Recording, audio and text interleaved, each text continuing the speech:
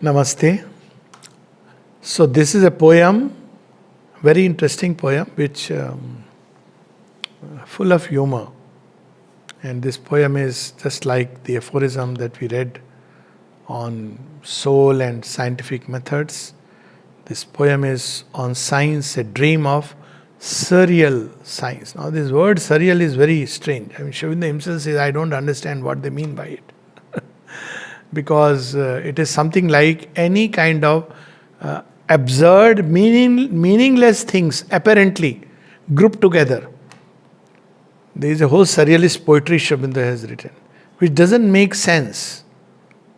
So here, surreal science is science which brings together certain so-called facts and discoveries, but which doesn't make sense. And how it doesn't make sense, Sri Aurobindo, without analyzing, he is simply like a reporter reporting the facts. And as he says, we'll see it, that why he is using the word surreal science. And the poem starts, the sonnet. One dreamed and saw a gland write Hamlet. Think at the Mermaid, capture immortality. Now you see, the greatest works, Shakespeare's, Hamlet, and he says that if you ask strictly a scientist, imagination, subjective, all this doesn't exist, but it was the gland, overactive gland, something like that. The gland, the hormones were very, and therefore he wrote the Hamlet. And this would write for many creative artists. People even say that there is a genetic abnormality. So gene is writing. Look at the absurdity of the whole thing. It is because the glands, therefore you are writing such a beautiful play and a poem. So there is something missing, and that something which is missing is nowadays being recognized. It's called the gap between the process and the result. So unconscious genes, unconscious neurons, unconscious hormones, which don't know emotions, which don't know logic, which don't know anything of that kind, yet the result is filled with joy, filled with music, filled with laughter, filled with the rasa, filled with feelings, filled with profound truths. So it is like someone says that, well, it's not that person who has written the article, but the typewriter has written. It is as absurd as that. It is the computer which created all these wonderful things. This is the way sometime one could answer. If a scientist says that, well, so this paper that you have presented, it's your neurons, your hands and the computer. Why do you take the credit for it? Because there is no I. If you go strictly, the physical being is a physical being, inert. So Sri Aurobindo is putting it with a touch of humor and sarcasm. And he continues, a committee of hormones on the Aegean's brink composed the Iliad and the Odyssey. So we know that the Aegean Sea, at the bank of which the great Trojan War took place, based on which Homer has written these two classics, Iliad and the Odyssey.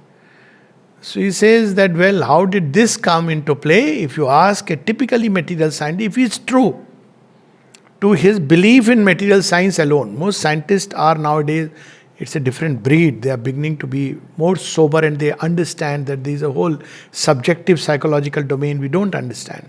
We don't know. But otherwise it would be a committee of hormones, different hormones in the body of Homer. They were acting in strange ways that they created this marvelous classic in Greek, which is the Iliad and the Odyssey. He continues, a thyroid meditating almost nude under the bow tree saw the eternal light. So he is not done with the hormones. He is obviously speaking about the Buddha. How will the scientist understand, material scientist, what really created the Buddha? Look at it, like his impact over centuries, generations, far and wide. Is it really just a play of hormones? That's why he uses the word surreal. It is so absurd, so meaningless on the face of it. Because the product cannot be explained based on the things which are composing it. So here he is saying a thyroid meditating almost nude under the bo tree saw the eternal light and rising from its mighty solitude spoke of the wheel and eightfold path all right. So the wheel, the dharma, the wheel that of which Buddha spoke and the eightfold path. So how are we to understand it? Purely on the basis of the things of material science, because material science is all your emotions, all your flashes, the visions, all this, because now they speak about molecules and the brain, neuronal mechanisms, and then behind them it's the hormones which are driving you crazy. Suddenly you feel that deep peace, suddenly you have these visions. So being a psychiatrist, I used to have these fascinating discussions, and my one of the standard answer was, this discussion is meaningless. I would say, why?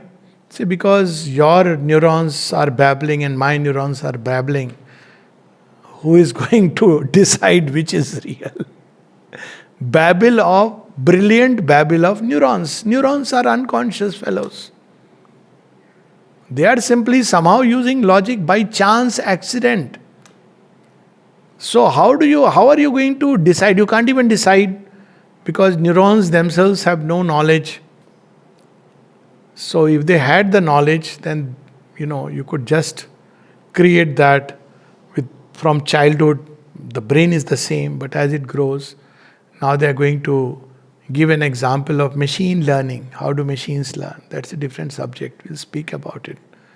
Machines, intelligent machines, how they feel. They feel or they manufacture feelings, they express things, which is a very dangerous thing, but that is a different aspect of which we'll speak about. They can even write an essay on Sri Aurobindo. And I heard something very, very interesting which I can share. Someone went on the chat GPT to know about Sri Aurobindo, and after whatever it had to write, it said, for further information, go to Aroma. First choice was Aroma. Then they will list of 5 choices. The first choice was Aroma. Well, it cannot know. It is the same thing. We always knew the difference between Pandit. It's like somebody can read all about love and rattle it out. And rattle out with the best phrases and, with a fantastic language. But at the end you ask, do you know what you have spoken? I don't know. But you spoke very well. So that's how it is. He's saying that Buddha, like people, they have written books on the Buddha.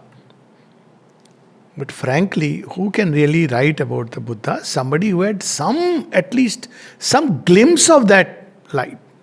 If not the full enlightenment, at least an opening through which one could see where he stood.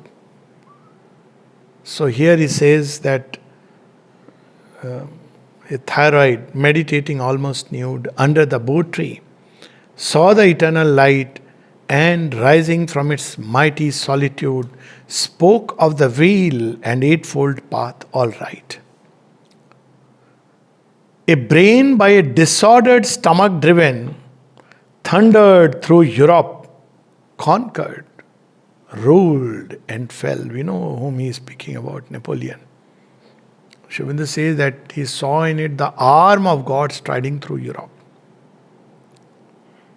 But ordinarily, why was this man in such a almost restless, ambitious, and yet he was driven by very high ambition of bringing them all these together and conquered. And then, of course, we know that he, last few years, he was in exile, and that's a different story. When he broke up with Josephine, and that led to his fall, but that's a different story. But ordinarily, science would explain, a typically material science, such phenomena. A brain by disordered, stomach driven, thundered through Europe, conquered, ruled and fell, From St Helena went perhaps to heaven. The word perhaps, we don't know where he went, because he died in that isolated fort. From St Helena, he went perhaps to heaven. Thus wagged on the surreal world until, because ultimately, if you take that scientific theory, material scientist, strictly material scientist, again the world has changed, and I believe it is because of the supramental manifestation, is pressing new ideas in the mind of humanity. So there have been subsequently a series of scientists who have begun to believe in a greater reality, who have developed sufficient humility to understand there are things way beyond their ken.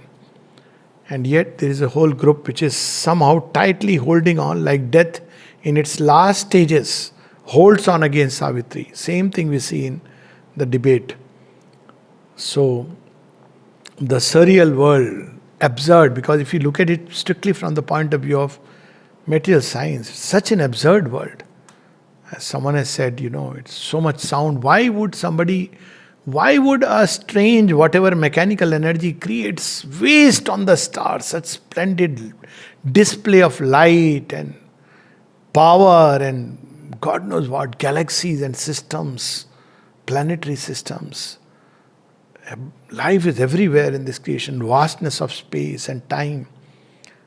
From the strictly material science point of view, this is an absurdity which has just somehow come together by various series of random events, and they somehow conjured together, joined together, and created this universe. And in this man, so thus wagged on the surreal world until now comes the prophecy and the danger of this approach of science without a soul. This is how we can say a science which has shut the divine and soul out of it. A scientist played with atoms and blew out the universe before God had time to shout. And he's not only speaking about the atom bomb, that is understood. He's speaking of the universe. Some time back, there was an effort to create a black hole, replicate a black hole inside a laboratory. So imagine what happens if you have a black hole, maybe very, very tiny, minuscule. And this is going to, because black holes exist plenty in the universe, but universe has its own system of maintaining and managing things. Now imagine if somebody creates that kind of a thing, playing with atoms, creates a black hole. Just not even a needle, just the size of whatever it is. Now it can literally absorb this Earth, planetary system, and God knows what. So he speaks about the dangers of so-called developing, but sans soul, sans God. And that is where we should be cautious, very cautious about this thing called artificial intelligence. It's all right if man is developed in his soul spiritually, spiritually evolved, divine intelligence has come in, he can use anything. Because he understands how to use, when to use. But right now, man is far from that state. And that's why Mother spoke of hastening the spiritual evolution. And Sri Aurobindo spoke about the evolutionary crisis in the life divine toward the end. And he says that we must hasten in the direction of spiritual evolution. You can't stop people from doing what they are doing. Once you have created, no amount of laws are going to regulate. But what we can do is evolve beyond the mind, so that if there is a sufficient number of beings with spiritual intelligence, just their presence will be enough to counterbalance the misuse, because the misuse is again because of forces which are pressing to do things. And if there are human beings with an awakened spiritual intelligence, and if best is divine intelligence, they will automatically counterbalance the possibility of their disastrous use. That is what we see in Mahabharata at the end, with which we can stop. So Ashwatthama misuses the Brahmastra. And who gets to know Vyas gets to know. And Krishna gets to know. What is Arjun's response? He also puts the Brahmastra. But Vyas and Shri Krishna say, stop. Because they know that this is going to destroy a world which has been created with so much struggle and pain. And then it is stopped. But then you can't stop. It's a guided missile. Arjuna never fires because Krishna tells him to stop. But he has already fired. So he directs it toward the womb of Uttara, where it goes and destroys Parikshit. See, Brahmastra, it's like very guided system, like our laser guided missiles. And with such precision that you can even direct it to a womb where it can destroy a fetus. So strange. And it destroys the fetus, which Sri Krishna brings back to life. That's how he's Parikshit. It is literally willed into life back by the divine. So it's a very beautiful story of a new creation in his own time. But nevertheless, as we grow in powers which are going to come through these machines and artificial intelligence, and with so-called talk of secular, and keep the spiritual out for the home, don't let it step into your courtrooms, don't let the spiritual enter into the constitution, don't let the spiritual enter into history and geography, then we are rushing towards a world which is at the end becomes surreal world. What would be this world? Minus the spirit. All the beauty, delight, wisdom, love is gone. That's what people have made this. And it's very unfortunate. Now it's good that somehow it is coming up, at least in India. There is an awakening to this fact that spirituality must enter every sphere. In our education, in science, in history, philosophy, geography, of course, poetry, art, culture, literature, and even, I must say, in our constitution and our political discourse. Otherwise, there would be this fate, as Sri Aurobindo says, a scientist played with atoms and blew out the world before God had time to shout. Namaste.